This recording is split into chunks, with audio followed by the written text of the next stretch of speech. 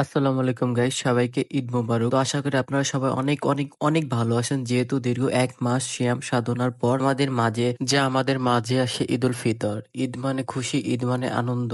আজকে সকালে ঘুম থেকে উঠে গোসল করে চলে আসলাম ঈদের নামাজ আদায় করতে, যেখানে এলাকার সকল ভাই বেরাদার, আত্মীয়-স্বজন সকলে আমরা একসাথে ঈদের আনন্দটা উপভোগ করে থাকি। তবে আমাদের গ্রামের ঈদের আনন্দটা একটি ব্যতিক্রম হয়ে থাকে। আপনারা কে কোথা থেকে আমার ভিডিওটি দেখতেছেন, আপনাদের ঈদের অনুষ্ঠানটা কেমন হয়ে থাকে আপনারা অবশ্যই কমেন্টে জানিয়ে রাখবেন। তবে আমাদের এলাকায় ঈদের মেলাটা খুবই সুন্দর হয়ে থাকে, যেখানে খুবই সুন্দর সুন্দর মানের খাবার এবং মুখরোচীয় খাবার, বাচ্চাদের খেলনা এবং নানা রকমের খাবার এবং খেলনা উঠে থাকে। যে যেভাবে পারে ঈদের অনুষ্ঠানটা আনন্দটা সকলে ভাগাভাগি করে নেওয়ার চেষ্টা করে থাকে। তবে আমাদের এখানে ঈদের আনন্দটা খুবই সুন্দর হয়।